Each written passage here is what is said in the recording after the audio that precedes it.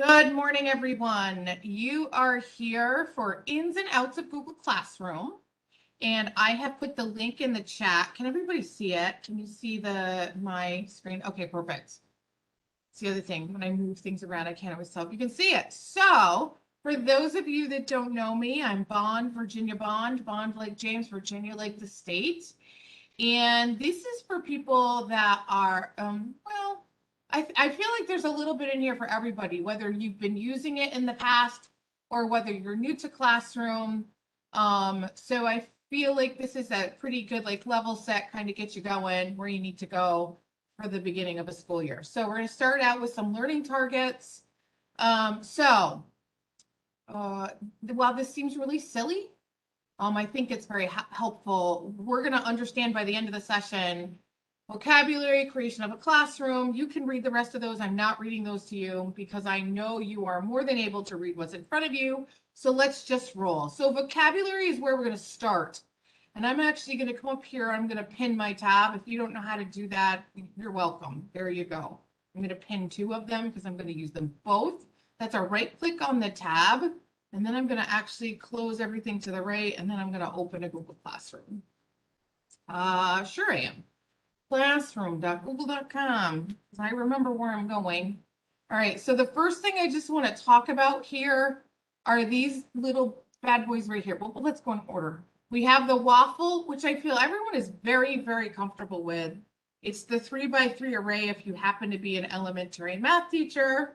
The waffle, the matrix. I got all people calling it all different things, but it is called the waffle. The next one is the gear. So the gear is going to sit up in here when we're up there, okay?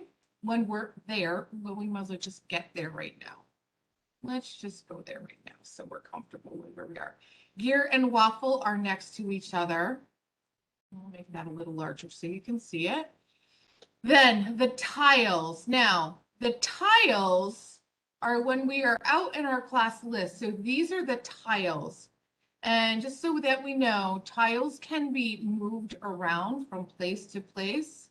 We're going to talk about this naming convention a little bit in a few minutes. So these are the tiles. Tiles can only be seen when you're at the classroom home. Okay.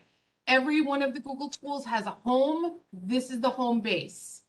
So it's the name of the app.google.com. So they all go together. Keep.google.com, docs.google.com. Those are all the home bases for the tools. Next one, the header. Okay, this sits on each one of your Google Classrooms. They can be boring, right? The ones you get, or they can be fun, the ones I get, right? So these are, I think I have in here the header template. And if I don't, I'll add it in. I have a header template so you can make your own. The tabs, these are the tabs. The hamburger on the left-hand side, 3 lines. And the traffic light.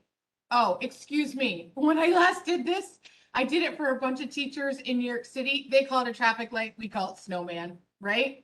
So for us, this is the snowman or the vertical ellipses, whatever you happen to call it. It's got lots of little names there. So whatever your names happen to be for that. Okay, so let's start with creation. So when we come in to a Google Classroom the first time, so let's say that you have never made a classroom before, you are a brand new teacher and you didn't have to teach during the pandemic. And if you are, oh, hallelujah, lucky you, right? So you need to create a Google Classroom for the first time ever. Please note that the first time you go into Classroom, you must make a classroom before you join a classroom. If you join a classroom first, say you've been teaching all year and you were a support personnel, a related services personnel, and you didn't create a classroom because you just jumped into others. If you have not made one, but you only joined them, you will be in a different section of Google as a whole. So there's these things called OUs or organizational units. And if you have joined an organizational unit, if you have joined a Google Classroom as a student before you made one, you automatically get made a student. Automatically. So Erica's eyeballs just went, huh? So this happens on the Google admin side. And what happens if the first time you use Google Classroom is as a student, AKA you join, Google says, huh, that person must be a student. And it will move you into the student OU, and your permissions get all wigged out. They just don't work the right way. And Erica, I just saw you had an aha moment, right? She did. She's like, huh. So it's always important that the first time we make a classroom is that we make it, we create one before we join one. So every time I do one of these sessions with somebody, I make them create a session, and then they can go through and join all the sessions they want. So for those new teachers in your district that get added into a Google Classroom and they automatically join it, what happens to them is all of a sudden they pop over into the OU, and then they start to have all kinds of issues with their permissions. And that's why that happens. So that's just one of the things, we found out the hard way. And it does happen. Good morning, Sandra. Good morning. Okay. So the next thing, so anyway, when you come up to the plus sign right here, you'll notice you have join a class or create a class. So if I join a class as a student, you'll notice it will say, like, I'm logged into a personal account, right? I can switch accounts, but it's in here. It says, ask your teacher for the class code and then enter it here. We're going to cover more of that in a few minutes. So then the next one, when we come down, you will come in, you will create a class, okay? Now, what if you have a class and you just want to reuse it? Well, hallelujah, we sure want to do that because that's a lot less work. So on our tiles, on the 3 dots, so on that ellipses, and sometimes they're hard to see, but they sit over here on the right-hand side of each tile. You have a few options. I can move, copy, edit, invite link, edit, copy, archive. If I want to make a copy of a Google Classroom, a great way to use this is every quarter, right? I can use this, I can have a new Google Classroom every quarter. What does that do when I do that? It gives me a clean classroom, a clean gradebook, a clean set of assignments, and I basically, once I copy it and then archive it, I lock it from my students being able to make changes. Okay, so listen to that one more time. When I make a copy of a Google Classroom and I archive it down, so when I archive it, because it kind of moves out of the way, it locks the classroom up so students can't do like old or past assignments. That could be really valuable at the end of a quarter, right? And what it also does is it cleans up that grade book. So you've made your new classroom and you get your new grade book, but we'll talk a little bit more about that. So that's the first thing. The other thing is that reusing, you want to archive, and look at this right in here. It says it says no deleting classrooms. It's actually a lie. I'm going to say you can't delete classrooms unless you archive classrooms.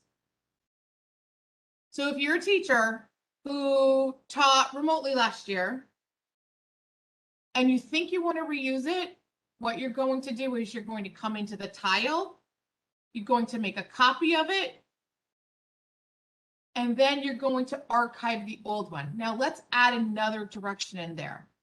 I'm going to do one so you can watch me do it. I'm going to, first of all, I'm going to take the name of this right here, right? I'm going to edit it, just the name part. And I'm going to put in here, like, I didn't have this in here before, so we'll save that to start with. Okay. I would come in, I would edit the name of this, and I would put the year on it. This is going to be so helpful in a few minutes. You'll see why when we go into reuse an assignment. Okay. I'm going to change the name on it so it has the year, the school year 2021. Then I'm going to archive it, right? I'm going to archive it down and it's going to disappear.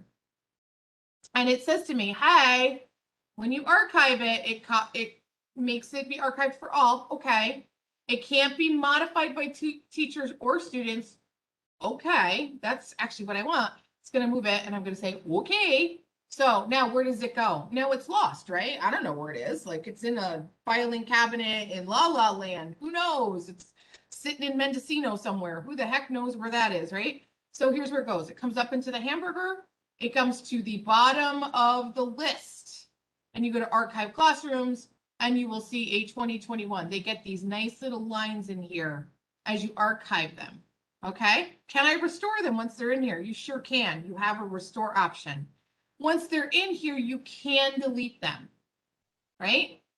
So, and I'm going to push delete and you can see you'll no longer have access to any of these posts or comments.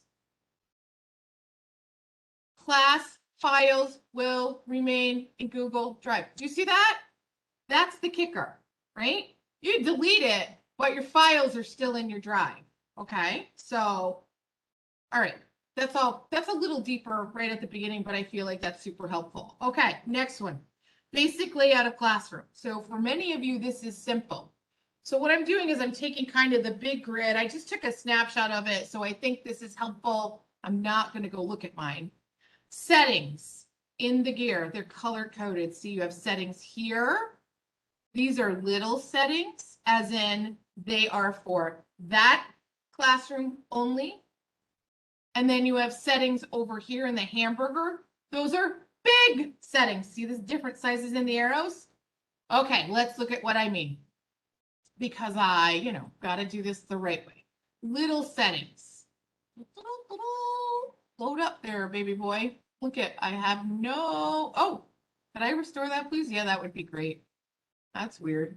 Does not look like it's archived, but okay. So when I come in here, here's my little settings. It is only for a few things in this one classroom. Little settings tied to this classroom. In the hamburger, when I come in here and I go to the bottom, these settings will be for all of my classrooms, and they're affiliated typically with email and information you get back. So let me stop right here and say to all my teachers who have taught special ed or who were like speech pathologists or music teachers or tech teachers who were added into a gajillion, Erica's favorite word, a gajillion classrooms, turn your email notifications off. You will thank me. So I was added to summer school classrooms, like 55 of them for summer school. I did not want email notifications every time something came in. I don't care. I mean, I'm only there to fix it when it's broken, right? That's my job. I go in and fix it as I need it. I don't need to be in there and get every email. So Susie turned in her homework assignment. Joey turned in his homework. Okay, that's great. I'm so happy. I don't care.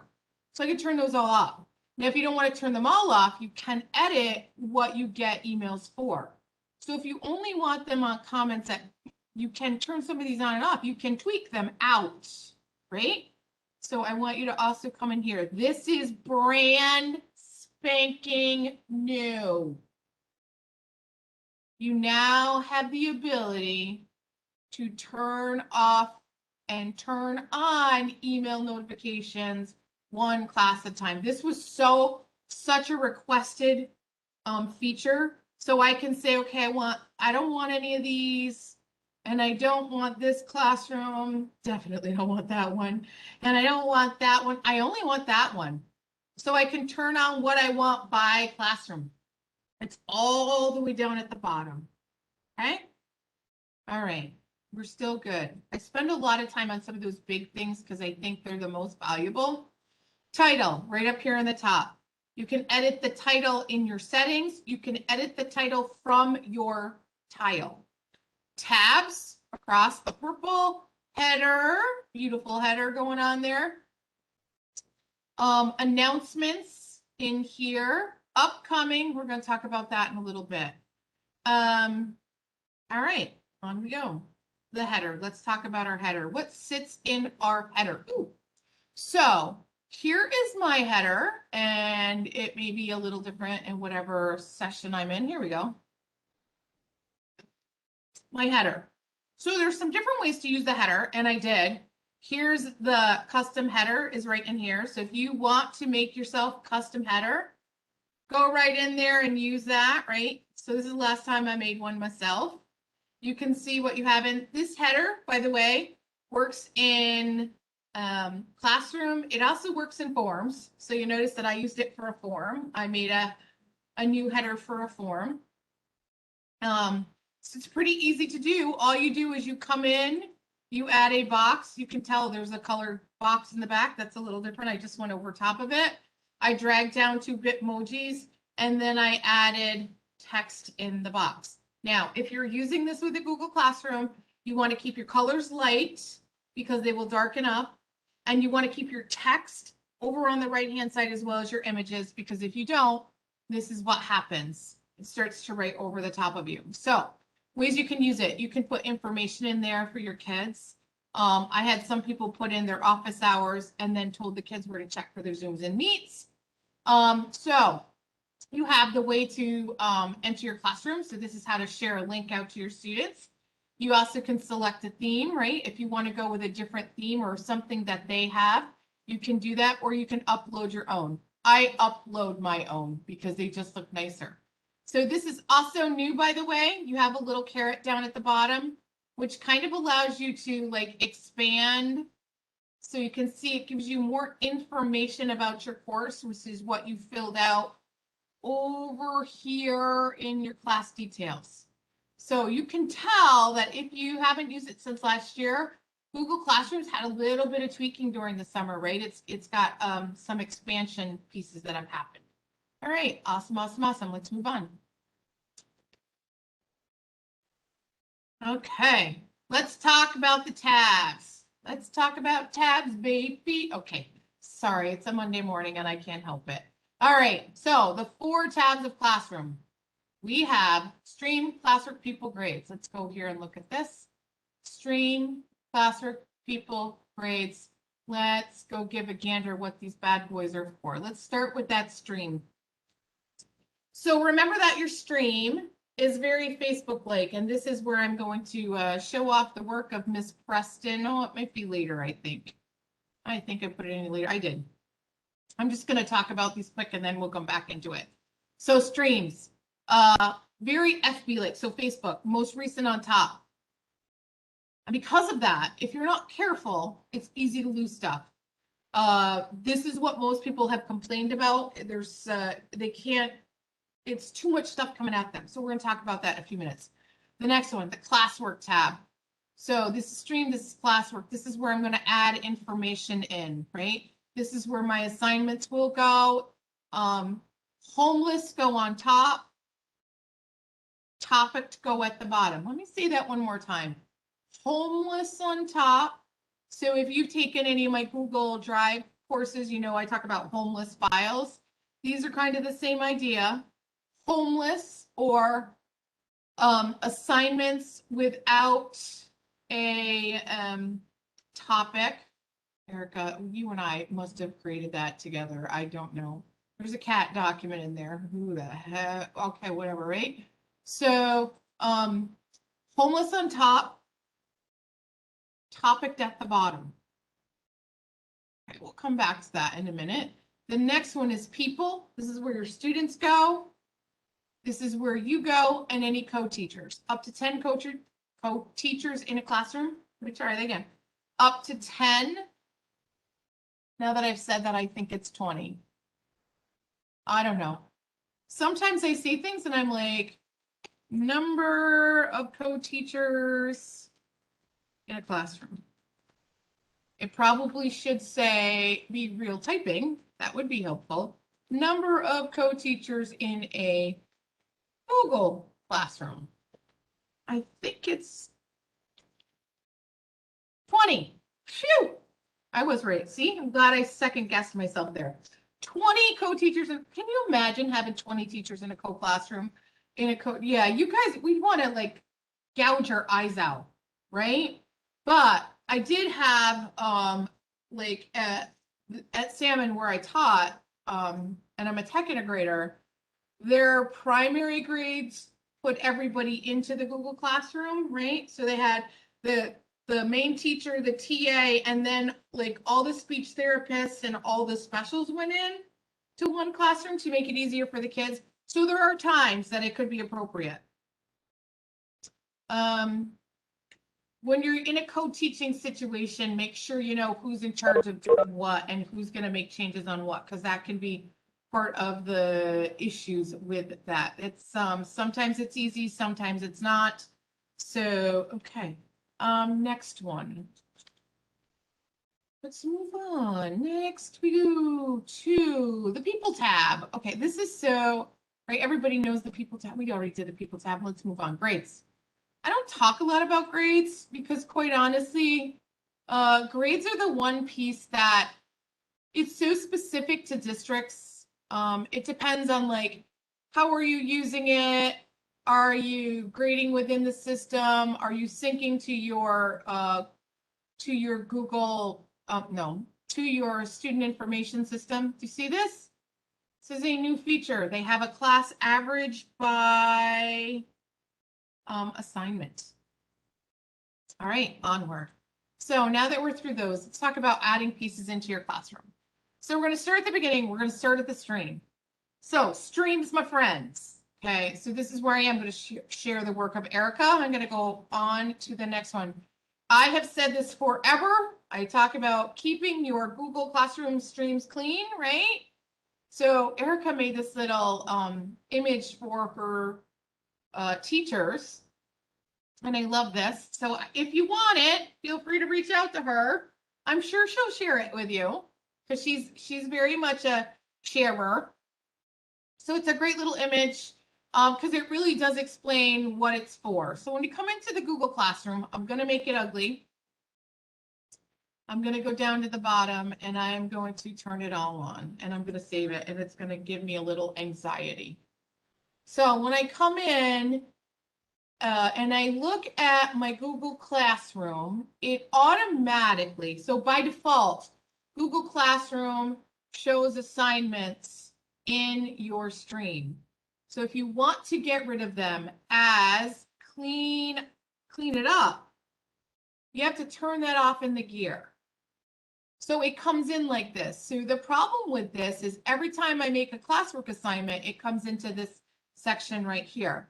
And what that does is it pushes things down and it pushes things down and it pushes things down and it pushes things down. That's really hard for a lot of students to deal with, especially students with disabilities, because there's a lot of change going on and it's hard to find things. Now, there's a few tricks to this. If you use the key command of Control F, I can search my page for assignments, right? So it will show me all of my assignments. It'll find that word. If I change it to assignment, it'll be even better. It will find every place it finds the word. Now that's a good trick just for students to have in general, because it will help them find things. But I think there's a better way to use the stream within Google Classroom. And that's to come up here into the gear, come down under general, and where we see stream, we're actually going to, excuse me, classwork on the stream. We are actually going to hide notifications. Okay, it's right down here. It's weird that it's not, 110, that's why. Hide the notifications. It's one of the options. So you're going to save that. When I do that, it takes everything out of the stream and it only leaves in pieces that I want. So I like to think of my stream as me standing at the doorway and meeting my students when they come in. It might be the place where I talk to them, where I have a conversation, where we have a class discussion, where I give announcements. If you're a teacher in a primary setting, it's a place where you say, hey, tomorrow's Monday. Tomorrow's Tuesday. We have gym tomorrow. Don't forget your sneakers, right? Oh, we're going on a field trip next week. Please don't forget your permission slip or, all of those kind of things. That's what I believe goes in this section.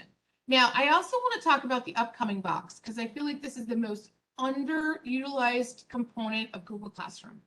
when I click on it and I go to it, it automatically brings me into my grading portion of my classroom as a teacher. And it says, this is what I need to review. This is what I have reviewed. But there's more. When I come up here to where my classroom, this is the classroom I'm in, I can toggle in and out of my classrooms in one easy click. I don't feel like most teachers know this exists, right? They're like, okay, it's just a box. What's really cool about it is if you are in as a student, you also can do the same thing from your stream. When you go back into your stream, when you come here, they have the same option and they'll have to do, I think it's to do, assigned, and missing. It's one of those, that second one might be wrong, but they get the same thing. And they also can toggle between their classrooms in the same place. So that makes it much easier for them. And it's a time saver, because if it means we don't have to go over here into the tile, into the classroom, we're going to save a little bit of time. We always want to be more efficient, because the efficiency is going to really speed us up. So the stream does not, it may require reading, watching, viewing. So this is stagnant, all using the same document. So unlike our classwork, we can't push something out there that we make a copy from each student if we're using just assigning within the stream. So it's a great place to do videos, reminders, right? All of those pieces in there. Okay, and I'm gonna move past Erica's little tidbit there. Okay, classwork. Creating those assignments. Okay, so I'm going to come up here. So let's just create an assignment. So this is where your assignments sit. We notice that we have topics. I'm going to talk about topics really. You have 100 topics. Please, for the love of God, do not use 100 topics. Okay, just saying. How do I know there's 100 topics? I had a teacher use 100 topics, right? It was really hard to navigate. So think big. And I like to say up to 20 is probably good. Think about your units, your topics. I had a friend who used this and I love the way she did it. She said she did daily assignments for the week, right? She did daily assignments, or excuse me, she did a week. When the week was over, she moved all of those assignments into past assignments. She just clicked and dragged them over. So then the students could come into the past assignments and they could look for their pieces. So you would come in here and she would just go like this. You can just click and move them in. It's a little hard sometimes to do that. And if you want it, you can just kind of go into it and edit it. You can just edit the topic. Is a little bit of work? Yes. She said she was also working with third graders. She said, but she found that this worked the best way for her third graders. She had the week up. And then at the end of the week on a Monday, actually the next Monday or over the weekend, she just moved them all into past assignments. She goes, I only had 5 assignments a week, so it wasn't that much moving. And it just kept it very easy to kind of move those pieces through. So think about your big topics, like resources is different than class materials. Class materials may be things like rubrics, information about your course, how to get in touch with you, where resources are things like, here is the list of our links for the units we're in. You could do by units. You can have general. Okay, so just think big of ways you would do it. If you're an elementary teacher, it's going to be reading, math, science, social studies, right? It can be just that easy, and then other pieces on top. All right, so we are going to make an assignment really quickly. We're going to do an assignment simple. I lied to you. Yeah, let's do this one. So first of all, start with a naming convention. So I'm a huge proponent of dates as naming conventions, because what it does is it allows your students to find the component easier. Remember that Control F, they can search by it. You can also use it. You can also use a name. Like if you are much more of a typer, which I am not, obviously. And we're going to say, woohoo, today's assignment. I have no idea what to call this, but it's Monday. Today is Monday. Phew, right? I'm going to put my instructions in here. So number 1, I'm going to make a line. I'm going to number the next one. Number 2, these are going to be really good directions. Really great directions. Okay, why do I do this? And why do I put those spaces in there? Number 1, numbering is huge because when you number directions, it puts the onus back on the students to tell you where they got lost. So if you write in a paragraph your directions for your students will automatically turn that off, right? Because it can be intimidating if you have a lot of directions. Numbering to them says I'm numbered them, and they can come in and they can say, Miss Sarton, I'm not really sure of these directions. I don't understand where I am. And you can say to them, okay, Virginia, where are you lost? And the student can say back to you, I got through number 1 and number 2, but I'm lost on number 3. So what that does is it helps you break down where they are in the directions. Okay, so that's my number 1 thing. And it also puts the onus on them to try, right? Okay, number 2, this space, we're not printing these directions out, right? The space is easier on our eyes. This number 1 is more pleasing than a big paragraph. Number 3, I have 3 real good reasons for this. This is much more manageable for a student with disability because they can see the steps that they have to do. Now, when I talk about directions, they are never good enough. I will be honest about this. You make directions, somebody's going to get lost along the way. So let's say somebody gets lost in my number 2, and I don't want to redo the whole thing. I'm just going to change it to 2A, right? I can just add another piece in there. So you get 3 or 4 people come to you, they get stuck at number 2, come in and edit those directions. You don't have to re-push it out. You just have to edit in here and it will edit for your students as well. Okay, so that's a simple thing that you can do. Okay, so let's add. So I'm going to just add something from my Google Drive, which is so incredibly neat. I have nothing else hanging out. Come on there, sweet pea. I still love the fact that it has recent. Let's use that. So sure, that's great. Then I have the options for what my students can do, and we'll go to that in a minute. Then I'm going to come over here. Who do I want to assign it to? Do I want to assign it to everyone? Nope, just that one person right there. Do I want to put a due date on it? Sure do. We're going to make it due tomorrow. Time is optional. 11:59 is never a good time. Because number 1, we don't want our kids up until 11:59 doing assignments. 7:59, that's a little better, right? 7:59 p.m. Right? You could have it due when your class is due. So think about that. Because we don't take the default that they offer you. I'm going to add it as a topic. I'm going to add it. The week's a little off, but that'll work. I also can add in a rubric. I'm just going to assign this. So that's going to push that through. And then where that's going to go, you notice it doesn't come here because it automatically populates into here. We'll do a little refresh. So that should populate right into my weekly assignments. And because I think I put a date on it, it came right down in here. It's due tomorrow. Undated goes at the top, dated goes at the bottom. Another really interesting little tidbit to have to know. Okay, so let's do another assignment really quickly. I want to go into create and I want to reuse a topic. I want to reuse a post, excuse me. So if you have ever done this before, this has been a huge change by Google. When I come down to the bottom, I know that these sessions are archived. They used to say archive around them. Remember that? So they used to have the word archive. It's now gone. And that's why I say, make sure you put a year on it, right? Put a ring on it, put a year on it.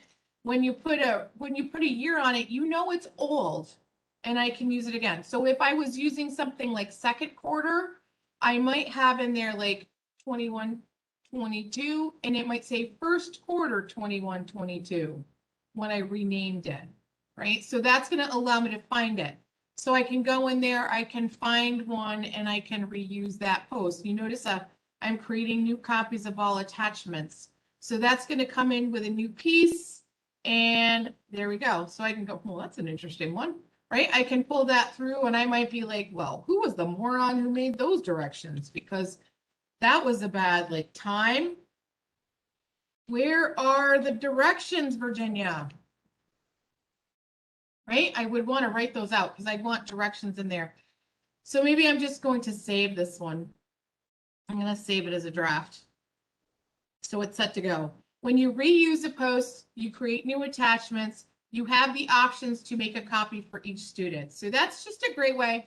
You don't have to recreate the wheel for everything because it's going to create those new attachments of what you need, and that keeps it pretty simple. Okay, so you'll notice in here, this is an old screenshot because you now have more options. So let me just do this because I should have grabbed that, right? Copy. And maybe because I have Cami, so let's put that in there just so you have both of them. Not a big difference, but a difference enough, right? So if you have Cami, you will have that Cami option, a Cami assignment that pops in there. Okay. Let's stop here for just a second. If I create an assignment and I create a form, right? In here, if I create a form from inside my Google Classroom, it will self-grade within my gradebook. Okay? If I bring a form in, it will self-grade, but it will not add grades into my gradebook.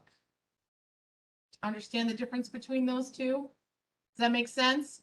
So if I create the form in here and I want it to grade itself and add the grades into the gradebook, I have to do it this way. I have to make an assignment, make the form. If I just add the form in from my Google Drive, it will grade itself, but it will not add its scores in automatically. That's an option. I can go in and I can import the grades in my gradebook when I do that. All good still. All right. All right, so here's your 4 options when creating those assignments. I think it's pretty easy. These things are all simple. Note that video is limited to YouTube. You can't just go in and add a Gizmos video. You can't add a video from Vimeo, okay? You can't, okay, you can. You can't add a video from your drive using the video option. You can add a video from your drive using the drive option. You also can add a video from Vimeo or anywhere else using the link option. So those are like some like little hacks to kind of work your way around some of those features. Okay, we kind of went all the way through creating those assignments. We have those 3, right? We have students can view. Oh my God, people must be sick of this because I do this all the time. Students can view, right? It's a read only. You don't have to make it a PDF. All students read one post-it. Students can edit. I'm trying to do math really fast. 7 of you write on the same post-it at the same time, all working on the same document. Make a copy. I give you all your own little post-it, right? Now, if you want a collaborative document, you assign one file to multiple students. Students can edit it. So I would go over, that's like differentiating. I'd go over, I have 20 kids in my class. I make 5 students have access to it. It's group 1. Make sure you have copies of it. So this is what I call level 2.5. It's the bonus round, right? So this is level 1, level 2, level 3. This is level 2.5. So it's like hidden right there in the middle, right? It's your little extra. So that's an interesting way. And this allows your students to collaborate. So I could have 7 of you working on one document, or I could have 3 of you working on this one and 3 of you working on this one, right? So that's a way to kind of do that a little differently and not push it all the same way. Okay, due dates versus no due dates. So due dates go to your classroom calendar. That's really kind of important, right? So when I come up here and I go and I look at my Google Calendar, if I teach my kids how to use that calendar, it's a huge piece. Because what it does is it feeds the topics into my calendar. Now my calendar is a little crazy because it's mine for one thing, and it looks like craziness is going on. But when I push things to calendars, you'll see like it will come in here as a component. If I turn this off, right? And I don't know where my thing, because it should be in here. It's probably one of the ones I don't have hidden in here or have in here. It will feed to their calendar. And as the students have learned how to use that calendar, all of their work will be in here as well as an attachment for it. So that's a huge piece, is teaching students how to use that calendar. And a little side note to that. If you archive and delete your class, like this one right here, right? Calendars will stay. So how do I get rid of calendars? Will stay no matter what. So you have to either come in here and hide the calendar from last year, or if you come into your settings and sharing and you go all the way to the bottom, you can delete the calendar. So when you archive a classroom, the calendar will stay. When you delete a classroom, the calendar will stay. You must manually remove it. So you either need to hide it or you need to delete it. Hiding is right here. Deleting is going into your settings. Now I'm going to say this one time only. If you come in here to your settings and sharing, and you go down to the bottom and you see this remove calendar, make sure you're reading before you do things, because you can't really delete this calendar, but you sure as heck can delete all the contents in it.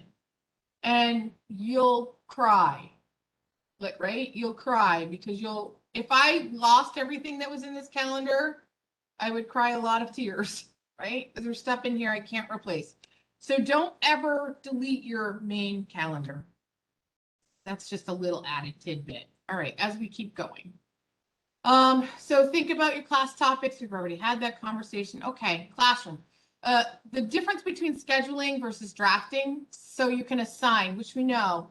Scheduling turns gray. You can edit to change. So scheduling is like, I want to push it out. It's Sunday night and I want to push out. So everybody that's like had questions about this, I don't know if it's live yet, but let's go give a gander.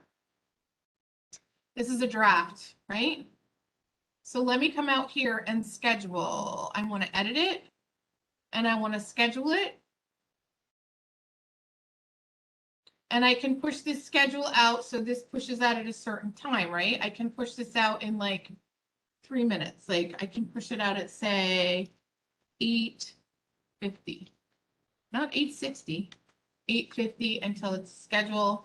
Oh, that's weird. It didn't allow me to do that, but this will push out at 1:35. You'll probably have that in there sometime. Now, doesn't look like it's here yet, but supposedly by the time we're back to school, you are going to be able to schedule across all your classrooms, right?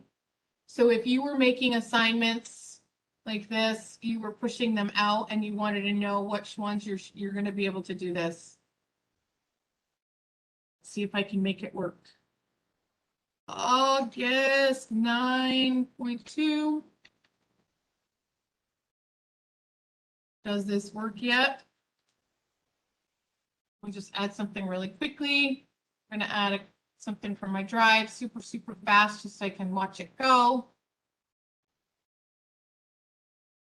Sure, we're going to add the grade for physics. I'm going to make sure that I only assign it to myself.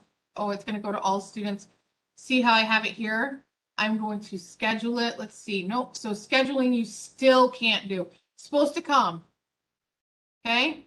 But it's also, you can assign across all 6. Scheduling is supposed to come. It's supposed to be up at the end of before school starts.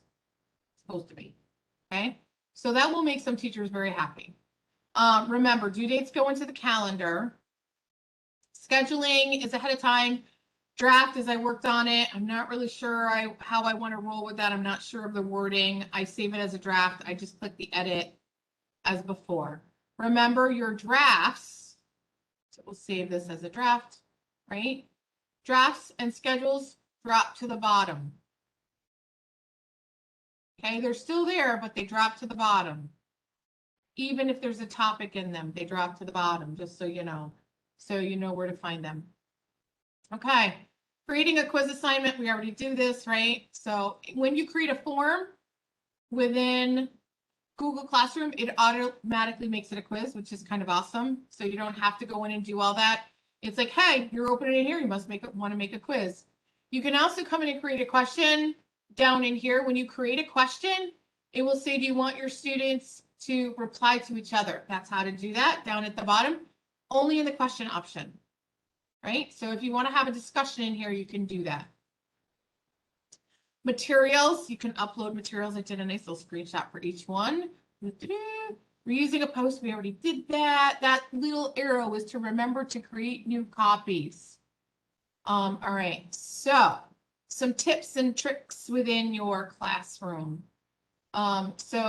This is not where this belongs. This, just so you know, belongs all the way down here. I'm not sure why that's there. Or move that. I got a little excited. Who knows why I put that there? Won't be the first time. Okay. Changing your settings. So when we talk about settings, this is probably, I don't know, this is an easy component to use, right? So when we look at our class settings, which is our gear right up in here, and we go down to general, because the settings up here are just the name, down here are the other settings. You will see a little bit of shift, right? Invite codes. The invite codes are the components that sit within, for our students. You have turn on, turn off, reset. Boy, I don't know if you could make that any more explicit as to what it does, right? This is a little different language use that Google is using. Turn on, turned off. Why would I turn it off? Why would I turn off the codes? Because I don't want other people in it, right? Why would I reset? Because some bonehead in my class invited one of their peers in. So I reset it. And that way you can reset it every time. It doesn't kick your kids out that are already in there, but it's just a simple way to do it. Now, the invite link. So you can come in here to get it. As soon as I did that, I copied it, but you really don't have to come in here for it. When I come back out to my stream, multiple ways that you can invite a student in, right? I'm just going to click this right here, and I can show this to my students, right? I can copy the invite link. I can show this to my students to say, ladies and gentlemen, go to classroom.google.com. I'm going to go up to the plus sign. I want you to join the class. Yeah, that's easy, right? I would do that in a classroom setting, first day of school, right? I'm going to make sure all my kids are set with my Google Classroom. I am not a homework provider for Google Classroom entry because I don't trust them. And why don't I trust them? Because I own one that would have said, yep, doesn't work for me, no internet at my house. And I would have had to call her out and been like, liar, liar, pants on fire, right? She would have been like, I couldn't get it to work. So I probably wouldn't even do it that way. If I was in a virtual setting with my students, I would copy the invite link and I would paste it into the chat. And I'm going to put it in there right now. You do not need to click on that. But what you will notice is the last 7 characters are these 7 characters. And the minute that you click on it, it automatically takes you into the classroom. That is perfect for our littles. Okay, so you can create a document with that in there. However you would get something to your little kids, if you did a document with a QR code, so, you know, you could even work that into a QR code.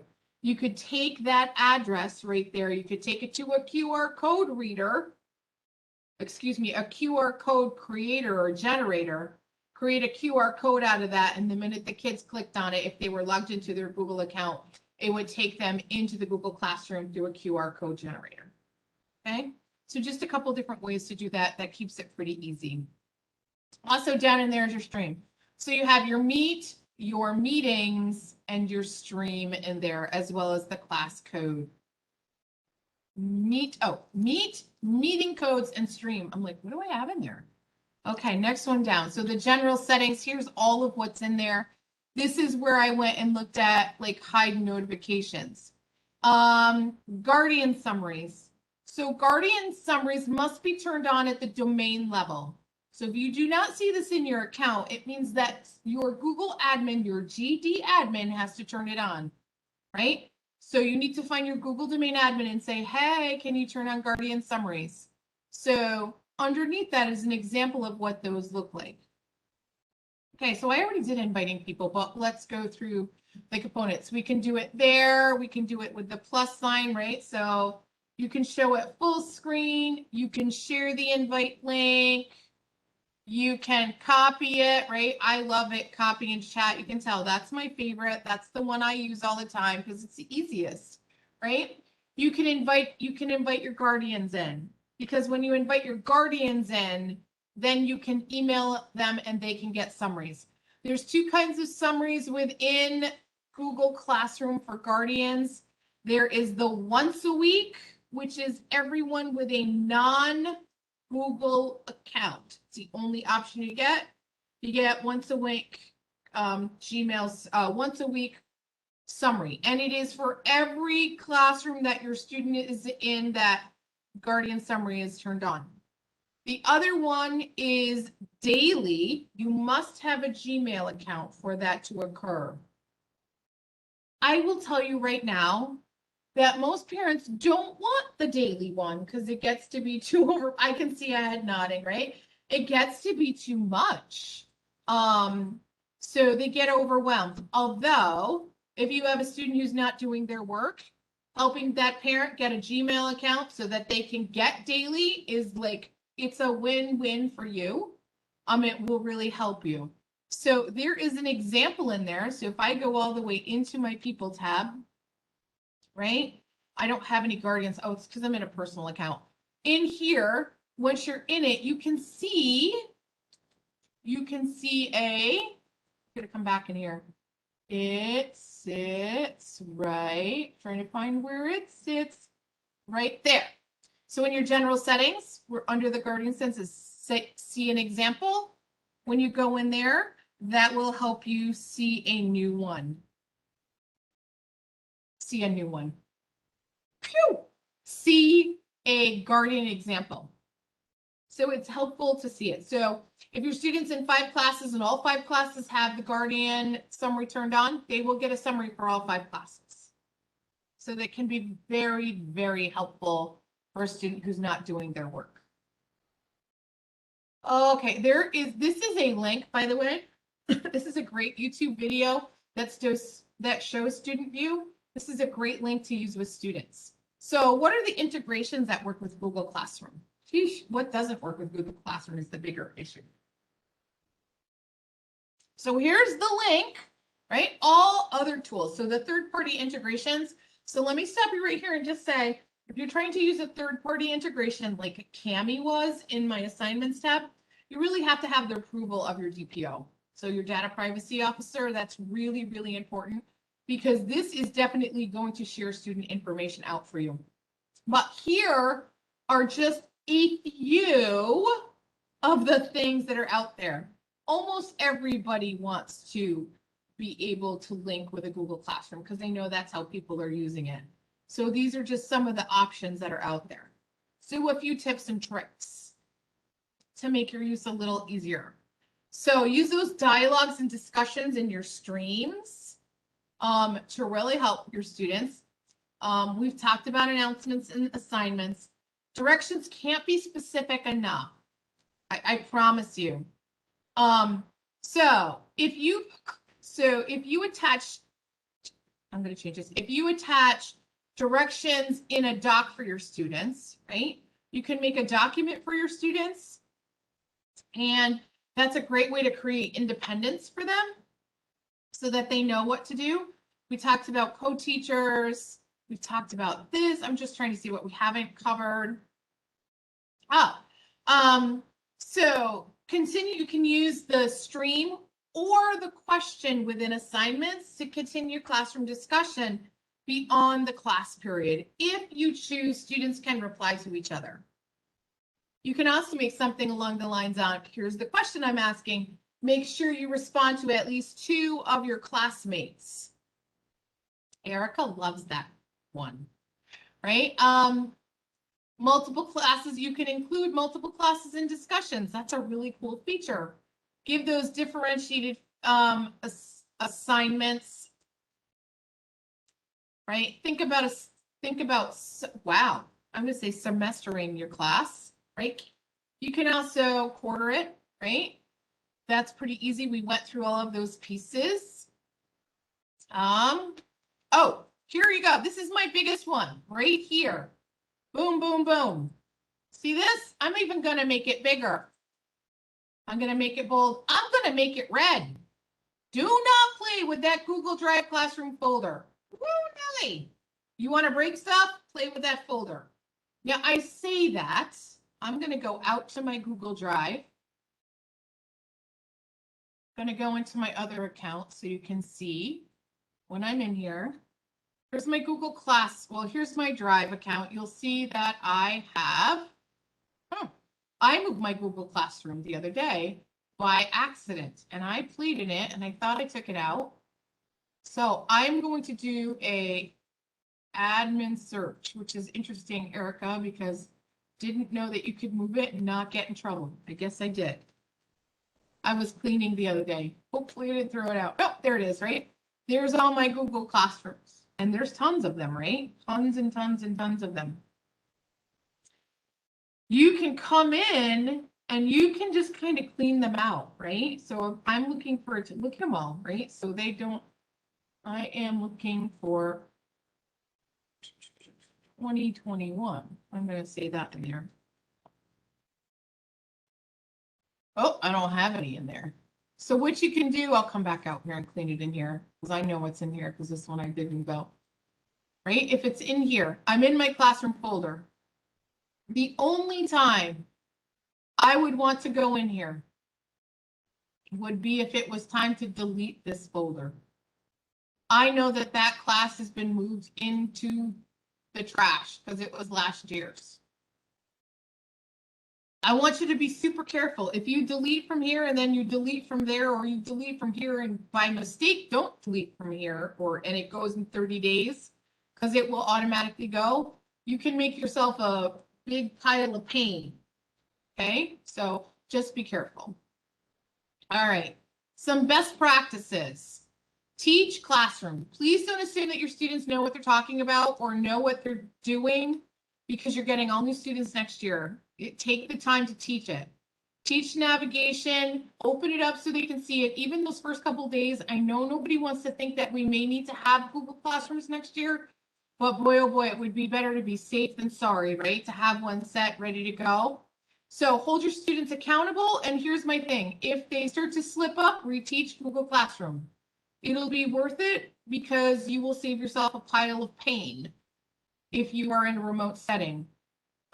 So I like this to be present and transparent. Create a teacher resources page. Keep your lessons short, under 10 minutes. I like to say under 5 is even better, but sometimes under 10 is good. Or do 2 5 minutes. It will be helpful. Be available. And if we end up going remote, really be a little lenient with due dates, especially in some situations where you know your students are sharing devices that can be most valuable. There's a few more in here, right? These aren't too hard. Most of you guys will figure these out. But I did want to show you that I've included a couple of big things in here. So these are a little bit of cheat sheets that I was able to get from Casey Bell. This one is, these are awesome. I'm going to open them up. Please feel free to make your own copy and keep them. These are great to share with students, right? So it walks them through the pieces of Google Classroom. So if you're looking for those materials that you need to give your students, this is it. I mean, it's pretty, right? It's pretty.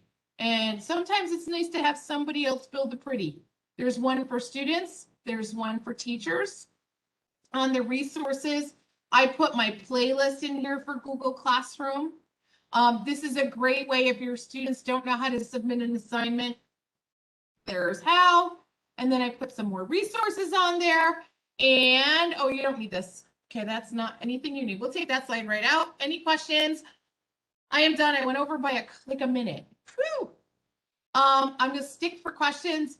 If I'm gonna, I'll keep the recording on, but I'll stop sharing. So if you have any questions, feel free to ask. Otherwise, I will get attendance done today video out as soon as I get it back, and your attendance will be marked as complete. So thank you, everybody.